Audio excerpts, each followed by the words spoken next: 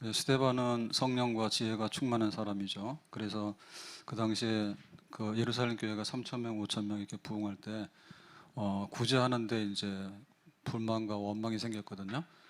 구제하면 과부들한테 하게 되는데 히브리파 과부들도 있고 헬라파 과부들도 있어요.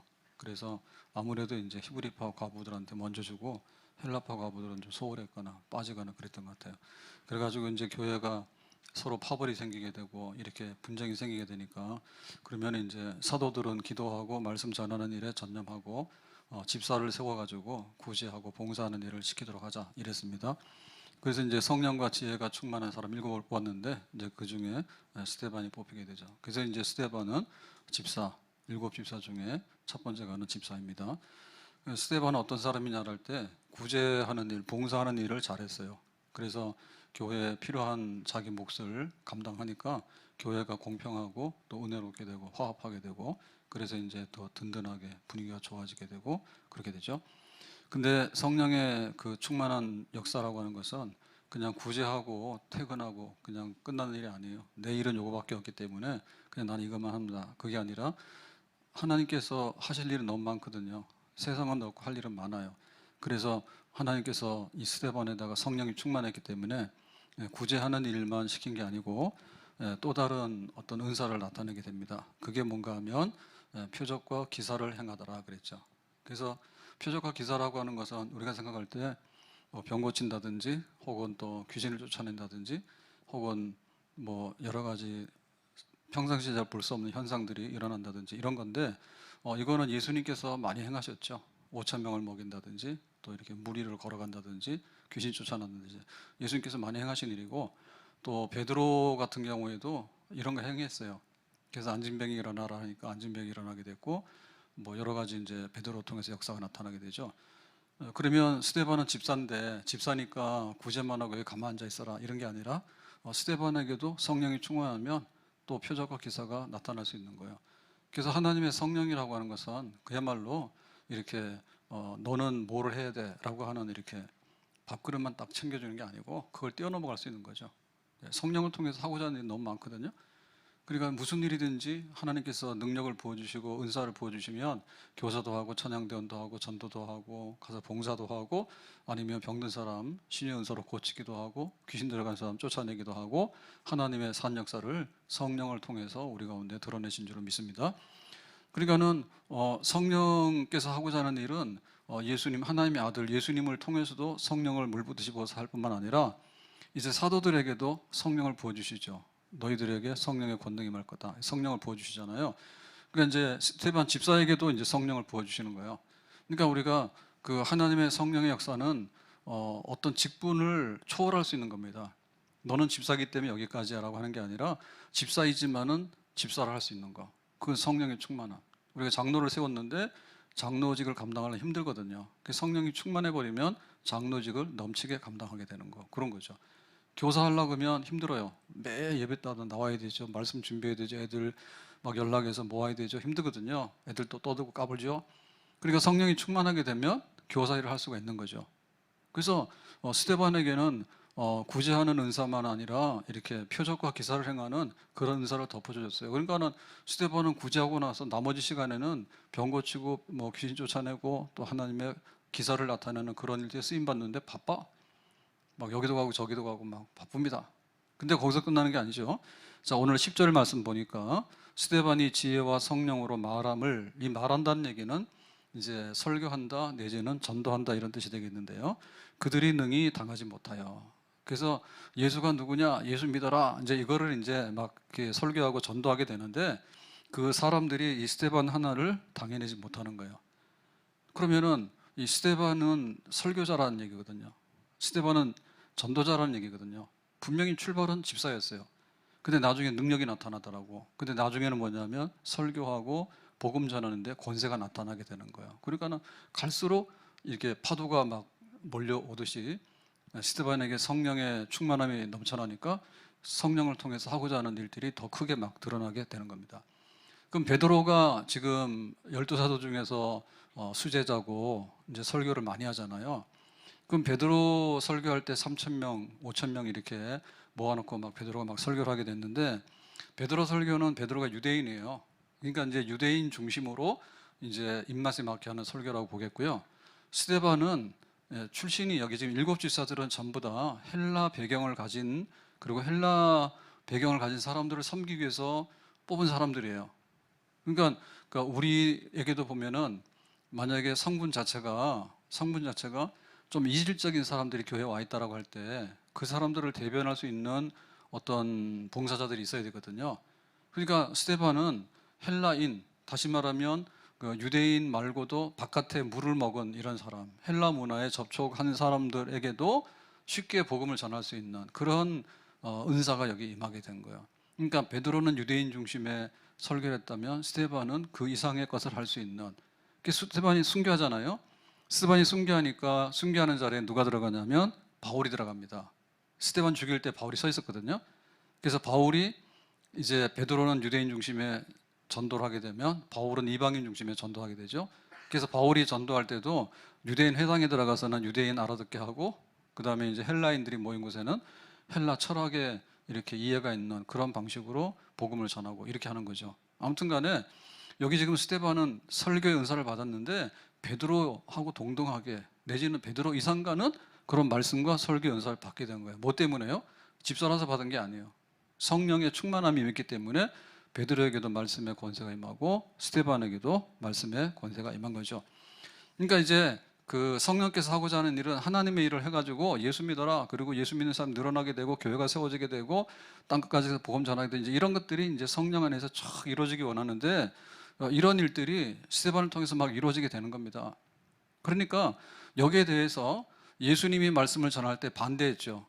예수님이 말씀 전할 때 신성모독이다, 성전을 허문다고 성전 모독이다, 그 다음에 뭐 율법은 옛날 거라고 율법 모독이다, 파괴다, 이런 식으로 예수님의 말씀에 대해서 사람들이 반기를 들었잖아요.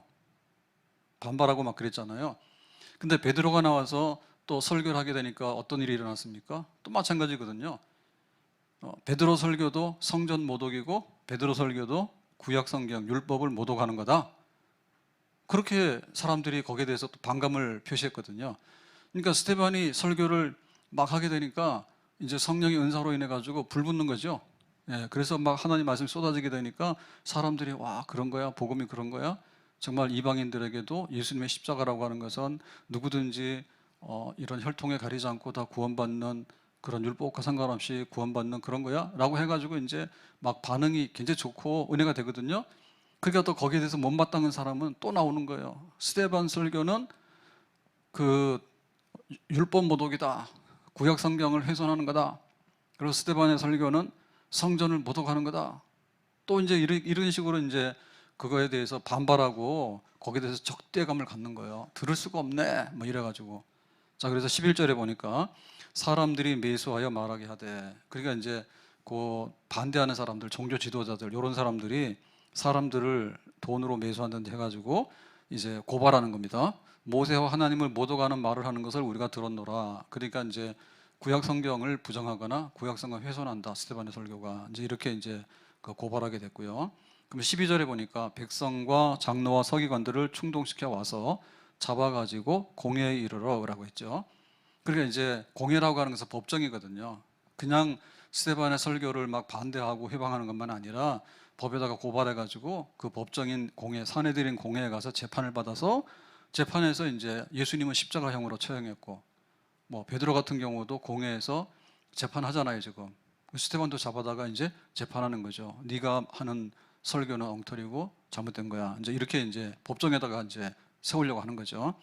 13절, 거짓 증인들을 세우니 이르되 이 사람이 이 거룩한 것과 율법을 거슬러 말하기를 하지 아니하는도다 해서, 그래서 이제 재판하려면 증인들이 나오잖아요. 증인들이 뭐냐면 스데반은 거룩한 곳, 성전을 거슬러서 반대했고, 율법, 하나님의 말씀, 모세의 그 율법을 반대했고, 이런 사람이다 라고 하는 거죠.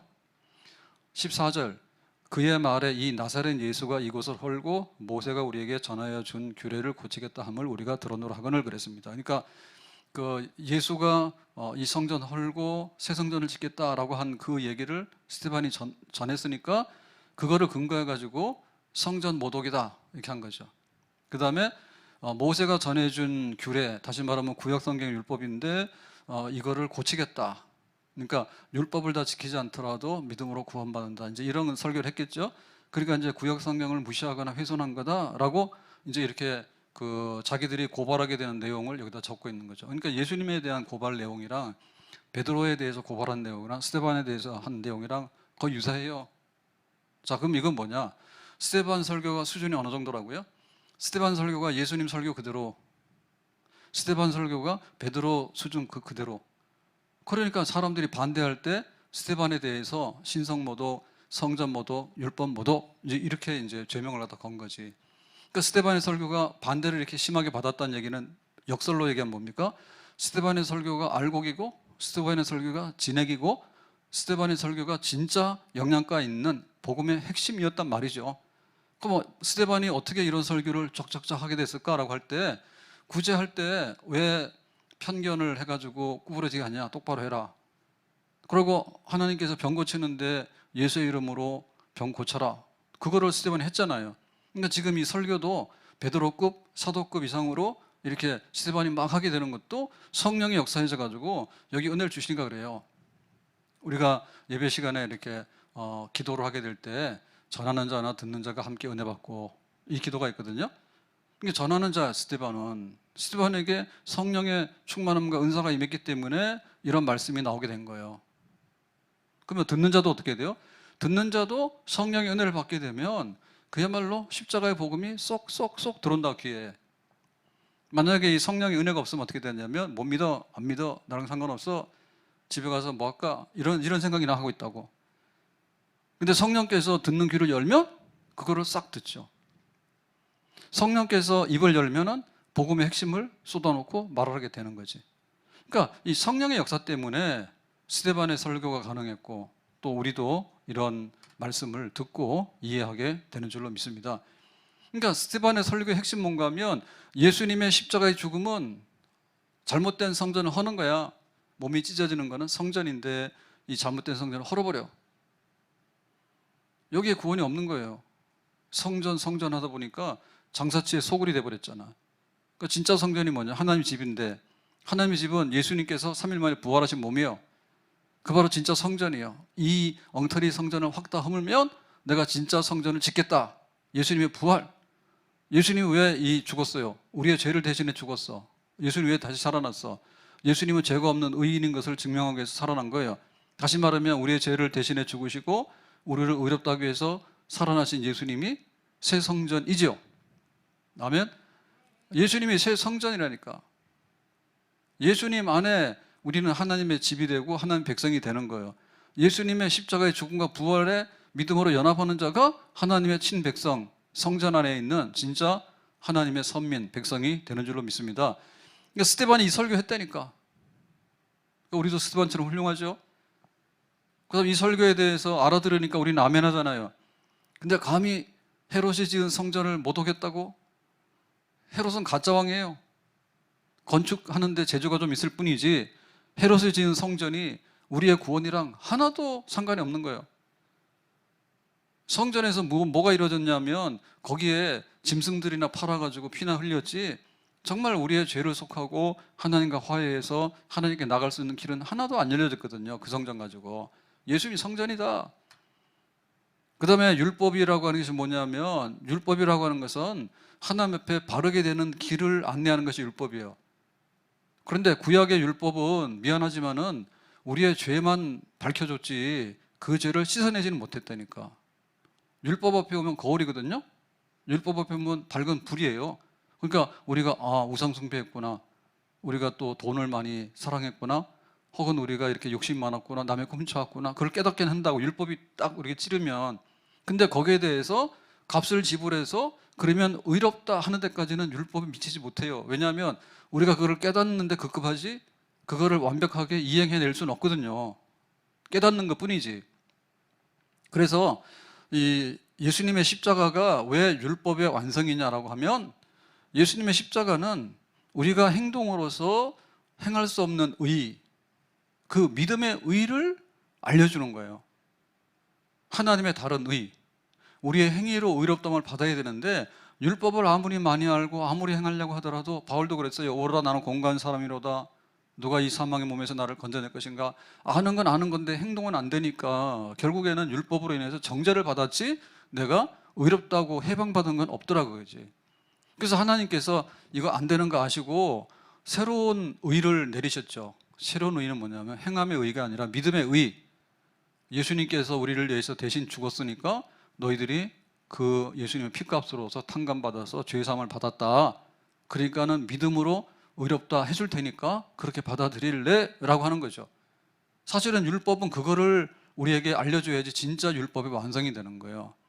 그러니까 구약 성경에서 말하는 그 율법의 그 마지막 마침표 완성이 십자가에 의해서 이루어진 것이죠. 그러니까는 십자가의 의가 바로 율법의 완성이니까 지금 이 구약 성경 가지고 아무리 하더라도 그 수단 가지고는 의에 못 미치게 되는 거고 십자가의 의를 믿음으로 받아들여라. 그것이 구약 성경이 우리에게 알려주는 마지막 목적이다.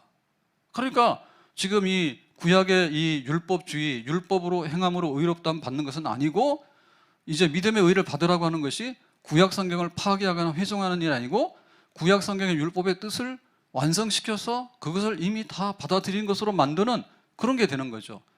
그러니까 율법 파괴 내지는 율법 그 훼손주의가 아니고 율법 완성 내지는 율법의 뜻, 구원받는 방법은 행함이 아닌 율법의 행함이 아닌 율법으로 죄를 깨닫는 것을 믿음으로 의롭다함 받는 것으로 인해서 구원받을 수 있다라고 이 스데반이 설교를 했으니까 얼마나 설교를 잘한 겁니까? 아멘. 은혜 받으면 그렇게 된다니까. 은혜 받으면. 은혜 없으면 신학교 가서 공부를 했는데 몰라요, 이거를. 은혜가 있어야지 우리가 십자가의 이 복음이 율법의 완성이고 예수님의 십자가가 성전의 진짜 성전의 완성이라는 것을 알게 되는 거죠. 그 성령의 은혜 받는 거예요. 자, 그래서 이렇게 스데반이 설교를 쫙 하고 나니까 반대하는 사람들이 막 반대했지만 스데반의 얼굴이 나오는데요. 15절에 이렇게 되어 있습니다. 공회 중에 앉은 사람들이 다 스데반을 주목하여 보니, 공회는 이제 재판하는 법정입니다. 지금 스데반이 여기 고발당해가지고 와서 막 이렇게 해서 너는 성전 모독에다가 율법 모독에다가 뭐 막 이렇게 하니까 스데반이 이제 그거 아니다라고 이제 변론하게 되잖아요. 그렇게 될 때 그 스데반이 법정에 앉아 있는 얼굴을 보니까 그 얼굴이 뭐라고요? 천사의 얼굴 같더라 그랬죠. 천사의 얼굴 같더라. 천사의 얼굴. 그러니까 하나도 요동하지 않고 평안하고 니들이 몰라서 그렇지 성령 받으면 성경 말씀은 그런 거고 복음은 그런 거야. 나는 구제하는 은사도 받았지만은 능력을 행하는 은사도 받았고 이 복음을 알아가지고 이 복음을 효과적으로 전하는 그런 말씀의 은사도 받은 거야. 오직 성령의 은혜 때문에 나는 평안해. 니들이 몰라서 그래. 주여 성령의 은사들을 오늘도 내리어 주소서. 성령의 뜨거운 불길로서 오늘도 충만케 하소서. 주여 성령의 은사들을 오늘도 내리어 주소서. 성령의 뜨거운 불길로서 오늘도 충만케. 주여 성령의 은사들을 오늘도 내리어 주소서. 성령의 뜨거운 불길로서 오늘도 충만케 하소서.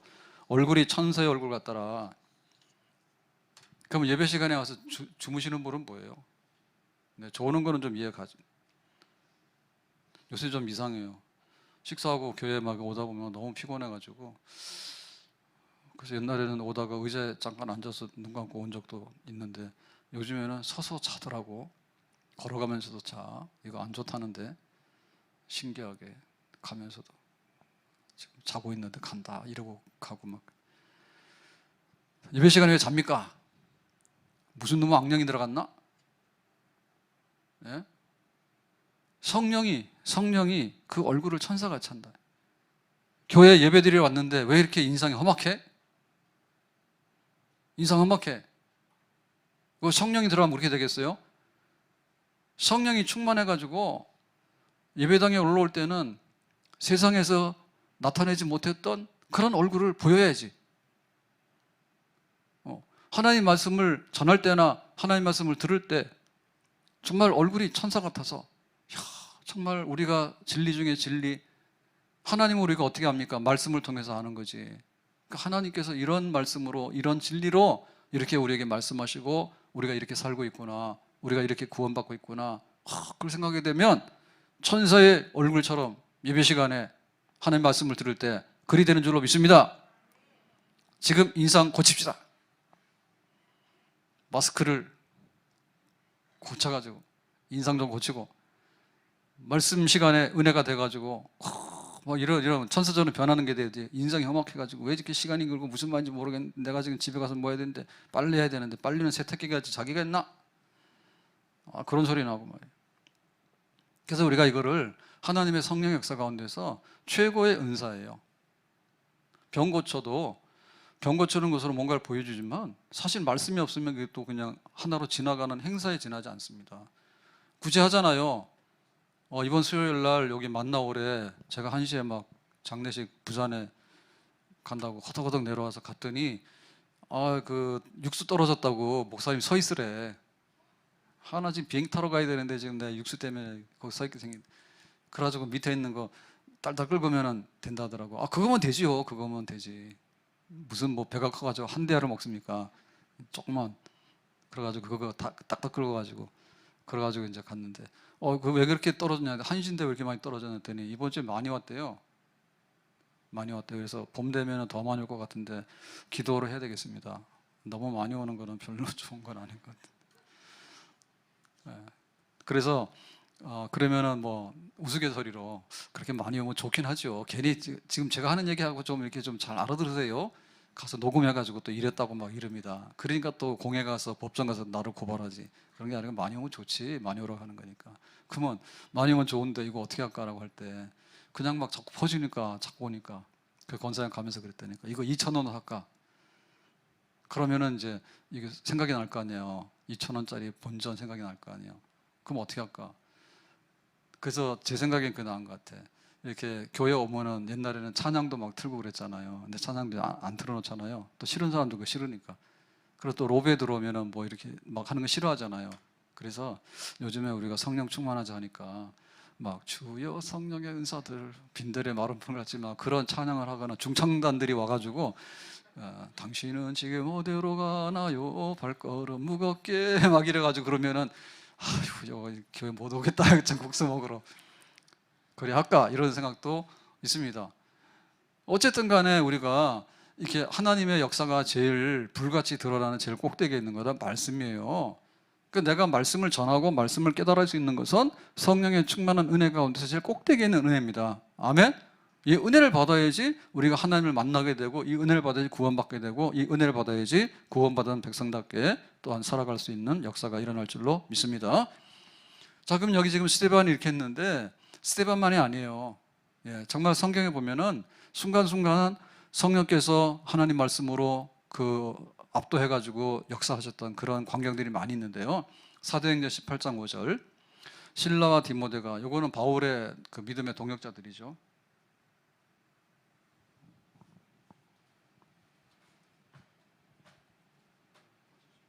저절로 꺼지는 저기 가봐요. 코드 히터를 켜놨는데 히터가 꺼졌는데 이게 성령의 역사인가? 왜 춥게 불이 나가지? 자, 사도행전 18장 5절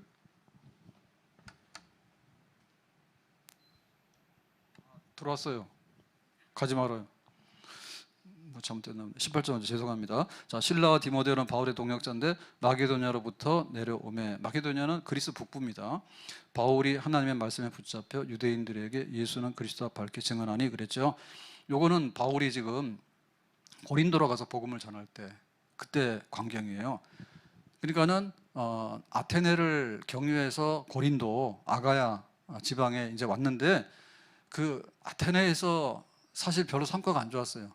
너무 이렇게 지식이 많고 철학자들 이런 사람들하고 막 변론하고 막 이러다 보니까 크게 성과가 없는 가운데 이제 설교는 잘했지만 이제 아테네에서 여기 고린도까지 왔거든요. 그랬더니 이제 실라와 디모데가 바울의 소식을 듣고 여기 합류했습니다. 그래서 바울이 고린도에서 복음 전도할 때 하나님의 말씀에 붙잡혔대. 그러니까 우리가 말씀을 붙들기도 힘들지. 근데 하나님 말씀이 바울을 붙들었대. 그러니까 바울은 잡힌 거지. 그러니까 이게 뭐예요? 성령께서 바울을 잡아채가지고 입을 열어서 복음을 전하게 하죠. 지금 고린도가 굉장히 음란한 도시고 고린도는 부자 동네예요. 그래서 여기 지금 천막 만드는 그런 일을 하면서 배도 고프고 자기 아는 사람도 아무도 없고 이제 이런 가운데 이 도시에서 어떻게 이제 복음을 전해서 저거를 확 물리치고 여기다가 교회를 세우게 될 것인가, 이제 이런 어마어마한 짐을 가지고 고민을 가지고 있는 거예요, 바울이. 그래가지고 뭐 의기소침할 거 아니에요. 그럼 참에 실라와 디모데도 왔지만은 하나님께서 말씀에 성령의 은혜를 부어주시니까 예수가 그리스도가 맞아, 예수가 구원자가 맞아, 예수님의 십자가 믿으면 구원받아, 이거를 밝히 증언해서 입을 열고 말하게 되는 거예요. 그러니까 우리 마음이 기쁠 때도 있고 짜증나고 슬플 때도 있어요. 우리 마음 조정해야 되는 거예요. 근데 우리의 영혼의 깊은 곳에 성령께서 평안과 기쁨을 주시고 성령께서 우리에게 담대함과 위로와 그 용기를 주시면 우리 마음이 그렇게 붙들리게 되는 거죠. 성령의 역사라면요. 우리 마음이 감정이 왔다 갔다 하잖아요.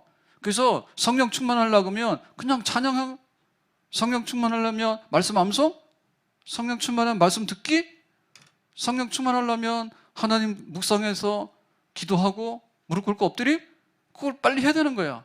그래야지 우리 감정이 이렇게 회복되듯이 성령께서 영으로 우리를 사로잡는 거거든요. 그럼 우리가 지금 전도를 해야 되고 고린도 가가지고 막 사람들하고 싸우고 이렇게 되는데 저 엄두도 안 나잖아요. 이거 어떻게 할래? 라고 할 때 하나님께서 성령으로 기름 부어주시니까 복음의 말씀을 붙잡히는 거죠, 바울이. 그래서 그냥 하나님께서 하라고 하는 대로 입을 여니까 그 고린도가 움직이기 시작하더라고. 그래서 고린도 교회가 생기게 되는 거예요. 여기서 아볼로와 브리스가 아굴라 부부도 만나게 되는 거고요.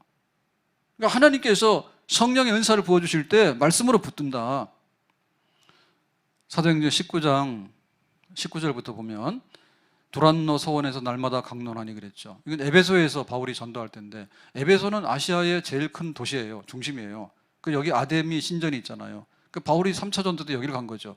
여기도 까마득합니다. 이 도시는 큰데 여기 아데미 신이 꽉 잡고 있는데 여기 들어가서 말씀을 전해서 내가 어떻게 해결할까, 이런 생각이 있는데 배척을 당하니까 이제 두란노 서원에서 제자들 불러다가 말씀을 가르치는 겁니다. 10절에 2해 동안 2년 동안에 두란노 서원에서 밤낮으로 제자들을 말씀으로 가르치고 양육을 했습니다. 그래서 19절에 보니까 그 에베소에 전도한 결과들을 보여주고 있는데, 마술을 행하던 많은 사람이 그 책을 모아가지고 와서 모든 사람 앞에서 불사르니 그 책값을 계산한 즉 은 5만이나 되더라 그랬어요. 그러니까 아데미 신을 섬기는 센터죠, 중심이죠. 근데 아데미 신만 섬기는 게 아니라 여러 가지로 마술을 행하면서 여기 업종이 다양해요. 뭐가 하나 있으면 거기에 붙어 있는 게 굉장히 많습니다.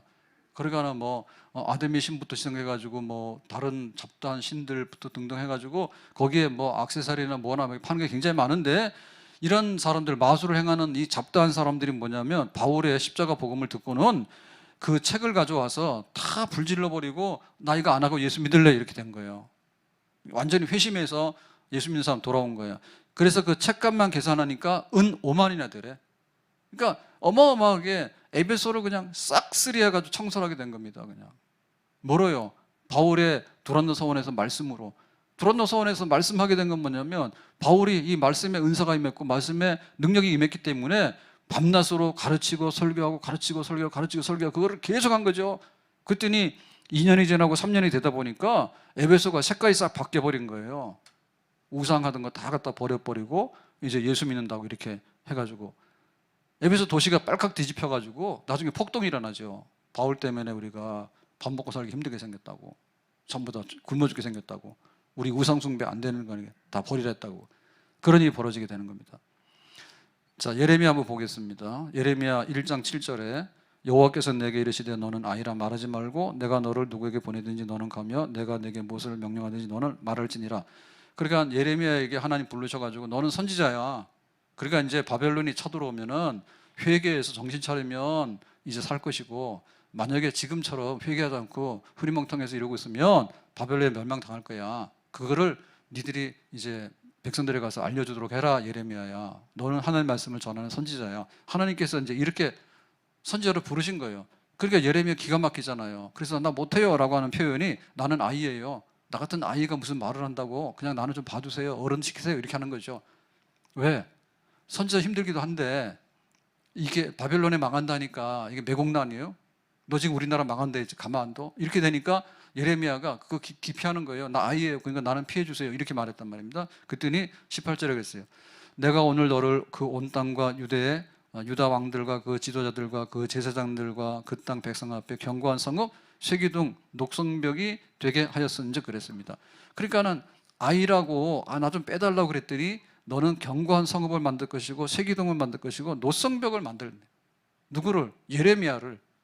하나님께서 나는 아이예요라고 뺐더니 네가 무슨 아이냐? 너는 녹성벽. 성벽이 돌로 만들어도 견고합니다. 근데 만약에 노수로 갖다가 성을 만들면 어떻게 되겠어요? 쇳덩어리를 만들면. 그 다음에 견고한 성읍과 쇠기둥이 되겠대. 쇠기둥을 한번 세우면 안 넘어가거든요. 그러니까 너는 틀림없이 이 일을 해내는 사람으로 내가 너를 세우게 될 것이야. 그래서 하나님 부르실 때 예레미야에게 성령의 능력을 부어주셔가지고 선지자의 영을 부어주시는 거예요. 그러니까 선지자로서 말을 하게 되는 거예요. 그러니까 하나님께서 구제하는 일이나 능력을 행하는 일이나 말씀을 듣고 전하는 일이나 성령의 기름을 그때그때 부어주시면 그 사역에 따라서 그런 역사가 나오게 되는 거죠. 하나님 말씀을 널리 전하는 게 제일 큰 은사죠. 예레미야야, 나라 망하는데 네가 입 좀 열면은 나라 살릴 수도 있어. 너 좀 해봐라. 나 못하는데요. 내가 쇠기둥으로 노성벽으로 만들 테니까 성령의 기름을 부어줄 테니까 한번 해봐라. 그래서 20장 9절에 내가 다시는 여호와를 선포하지 아니하며 그의 이름으로 말하지 아니하리라 하면, 그래서 하다 힘드니까 하나님 나 그만 쉴래요. 나 그냥 그만두고 나갈래요. 나 은퇴할래요. 선지자 좀 빼주세요. 너무나 강팍하니까 백성들이, 그리고 박해를 많이 받으니까 나 말씀 전하는 거 힘드니까 못하겠어요. 코미디 할래요. 좋은 소리나 하고 덕담이나 하고 인기나 받고 사람들의 칭찬을 받지. 내가 왜 바벨론한테 망한다고 그걸 험한 소리 해가지고 그렇게 험한 꼴을 당합니까? 나 그만할래요 라고 하니까 나의 마음이 뭐 한다고요? 불 붙는 것 같아서 골수에 사무치니 답답하여 견딜 수 없나이다. 그러니까 이 뼛속에서 불 붙는 게 나와서 나 그만둘래요 라고 얘기를 하니까 성령께서 그런 거예요. 야, 지금 네가 그만두는 게 맞냐? 이게 안 되는 거죠. 그 진짜와 가짜는 그렇게 해서 알아보는 겁니다. 가짜는 사정없이 교회를 떠나버립니다. 교회 안 가면 절 가면 되지. 그래 버립니다. 그런데 진짜는 뭐예요? 아무리 시험을 들어도, 불같은 시험을 들어도, 눈물을 흘리더라도 그래도 내가 교회는 가야지 그러고 오는 거예요. 아멘? 그게 성령의 역사예요. 마음에 불 붙는 것 같아서 답답하여서 내가 못해요 라고 하는 말을 하고 나니까 다시 해야 되겠네 라고 돌아가는 거지. 성령의 역사예요. 그러니까 하나님 성령께서 우리의 입을 열어가지고 이렇게 말씀을 전하게 될 때 하나님께서 어떻게 거기에 세밀하게 역사하시는가, 우리의 마음과 생각과 이 모든 것을 다 동원해가지고 하나님 성령께서 우리를 붙들어서 그렇게 쓰신다 하죠. 자, 다시 말씀으로 가서 사도행전 7장 52절에 이제 너희는 끝에, 이제 너희는 스데반이 설교하면서 마무리로 이제 그 결단을 촉하는 겁니다. 너희는 그의 의인을 잡아준 자요 살인한 자가 되나니. 하나님께서 그리스도를 보내주신다 말씀하셨고 구원자를, 그리고 구원자가 온다고 선지자를 통해서 이렇게 이사야를 통해서 혹은 뭐 예레미야를 통해서 혹은 또 모세를 통해서 이렇게 쭉 얘기를 했는데 그 선지자들을 너희들이 잡아 죽이더니 마지막에는 예수 그리스도, 하나님의 아들 예수님이 그리스도로 진짜 오셨는데 그 그리스도마저도, 진짜 예수님마저도 십자가에 못 박으라고 아우성을 치더니 결국에는 죽여버렸구나. 니들은 의인, 구원자, 그리스도를 십자가에 죽게 한 살인자야 라고 스데반이 설교 중에 마지막에 한 거예요. 니들은 살인자야. 그러니까는 예수 앞에 회개해. 우리가 예수를 죽인 죄인이에요. 깨닫고 회개해. 스데반이 얘기를 하는 거예요. 어떻게 스데반이 얘기를 할 수 있을까? 스데반이 성령이 충만했기 때문에, 하나님 말씀을 주셨기 때문에, 복음을 증거하지 않을 수 없기 때문에, 마지막 복음은 뭐냐면 니들이 죄인이기 때문에 하나님 앞에 무릎 꿇고 죄를 회개하고 예수님의 십자가 구속의 은혜를 믿음으로 받아들여. 그래야지 구원받게 될 거야. 그 얘기. 성령의 기름을 부어주신 거죠. 스데반에게 성령의 기름 부어주신 거예요. 구제 똑바로 하자. 성령의 기름 부어주시니까 귀신도 나가라. 성령의 기름을 부어주시니까 병든 사람 중에도 고침이 나오잖아요. 성령을 부어주시니까 내가 죄인이구나. 성령을 부어주시니까 예수님이 날 대신해서 죽었구나. 성령을 부어주시니까 예수님께서 날 사랑하시는구나. 성령을 부어주시니까 나도 예수님의 백성이 되어서 내가 먼저 거처를 예배하러 가는데 데리고 갈 것이다, 너희들을 그곳으로. 성령을 부어주시니까 그 복음의 말씀과 그 하나님의 약속의 말씀들이 쏙쏙 들어와서 아멘, 아멘, 아멘으로 화답하게 되는 거죠. 그 은혜가 지금 여기에 임하는 거예요. 성령으로 그들을 책망해서 하나님 앞에 무릎 꿇게 하고 그들이 회개함으로 인해서 천국 곳간에 들어가는 알곡들이 되게 하는 역사를 지금 스데반이 과부 하나 구제한다 해서 끝나는 일은 아니죠. 과부가 오늘 이거 가져가서 먹으라고 주는 일도 굉장히 거룩한 일이지. 근데 생 죄인이 와가지고 니들이 예수님을 못 박아 죽였잖아. 그러니까 회개하고 예수를 구주로 영접해 라고 입을 여는 거. 우리가 여기에 도달하는 것이 정말 성령의 은혜가 충만한 하나님의 백성이고 말씀을 전하는 자요 말씀을 듣는 자가 되는 줄로 믿습니다. 예수 나를 위하여 십자가를 질 때 다 같이 저무지한 사람들 메시아 죽였네. 예수여 예수여 나의 죄 위하여 법의 피를 흘리니 죄인 받으소. 예수여 예수여 예수여 나의 죄 위하여 법의 피를 흘리니 죄인 받으소서. 내가 죄인이라고 깨닫게 하는 성령의 은혜를 받기 바랍니다. 정말 십자가의 이 복음이 귀에 쏙쏙 들어와서 내가 정말 예수를 믿어서 이제는 결단코 예수를 떠나지 않겠다라고 받아들이는 그런 말씀의 은혜를 성령 충만으로 받을 수 있기를 주의 이름으로 축복합니다. 자, 그래서 우리가 은사가 있는데 그 은사들을 많이, 더 큰 은사를 많이 사모하자, 그 얘기입니다. 고린도전서 12장 28절에 성령께서 주신 은사들을 나열했습니다.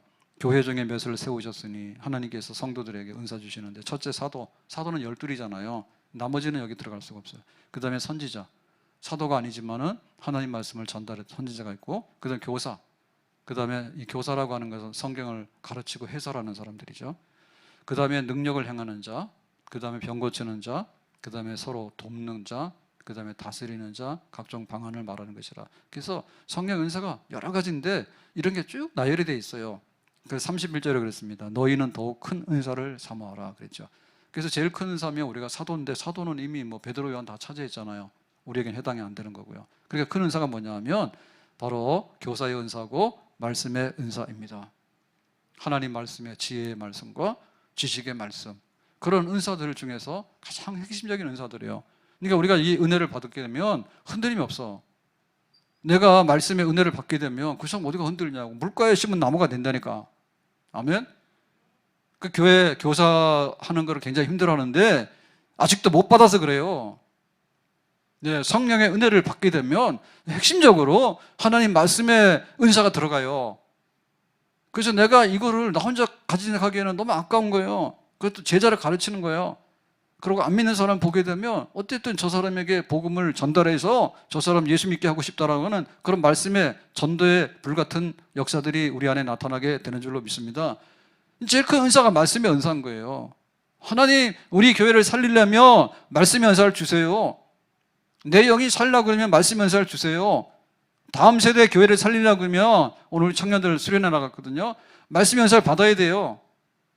그리고 하나님 나에게 주신 이런 말씀의 은사 때문에 내가 견딜 수 없기 때문에 전도대 모이겠습니다.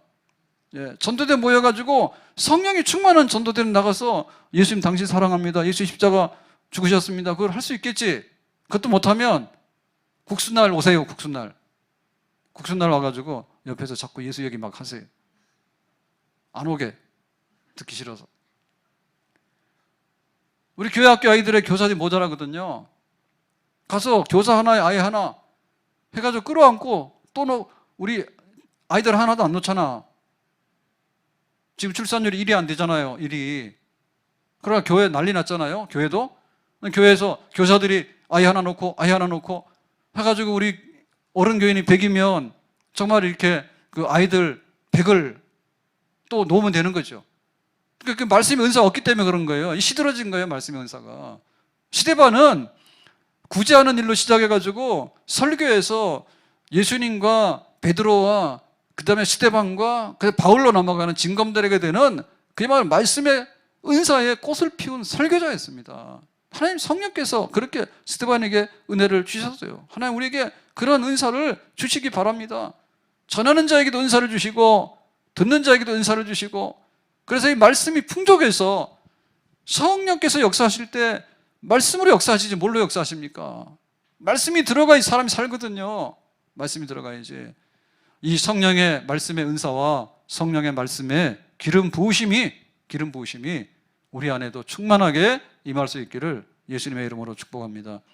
히브리서 4장 12절, 하나님의 말씀은 살아있고 활력이 있어 좌우의 날선 어떤 검보다도 예리하여 혼과 영과 및 관절과 골수 찔러 쪼개기까지 하며 또 마음의 생각과 뜻을 판단하나니. 그러니까 하나님이 말씀의 은사가 임하게 되면 우리가 산 군대가 되고 정말 그리스도의 군사로서 영적 전쟁에 승리하게 되는 그런 역사가 있는데, 하나님 나에게 그런 은사를 주셔야 돼. 들으면 까먹고 말씀 전하면 자고 있고, 조는 게 아니라 자고 있다고. 말씀 전하면 깨가지고 시험 들어가지고 나가고, 은혜를 받아 나가야 되는데 꼭 다른 거 하나도 듣고 말씀 중에 그게 뭐지 이상한데 해가지고 시험 들어서 나가더라니까. 무슨 놈 은사가 그런 은사가 있는지. 성령의 은사를 주시기 바랍니다. 충만하기를 바랍니다. 말씀의 은사가 충만하기를 바랍니다. 구름기둥 불기둥으로 인도하시는 하나님께서 성령과 말씀으로 인도하시는데, 하나님 성령 부어주실 때 우리에게 말씀의 은사를 부어주셔가지고 말씀으로 인해서 은혜 받는 사람들이 뻘떡뻘떡 일어나서 집사가 아니라 전도자가 되고, 집사가 아니라 정말 가르치는 자가 되는 그런 변화가 우리 안에서 쏟아져 나오는 하나님 성령의 은사, 축복, 말씀의 은사가 쏟아져 나오는 그런 축복이 우리에게 임할 수 있기를 예수님의 이름으로 축원합니다. 기도합니다. 주신 말씀과 같이 오늘 스데반이 여러 가지 성령의 은혜를 받아서 많은 은사와 많은 활동을 하게 됐는데, 그 중에 설교자로서 복음 전도자로서 탁월했던 그런 말씀의 은사, 이런 것도 우리가 받아서 전하는 자나 듣는 자나 우리 모두가 말씀 안에서 살아 움직이는 그리스도의 군사가 되고 예리한 검이 되고 칼이 되는 새 은혜가 있기를 바랍니다. 예수님의 이름으로 기도합나이다. 아멘.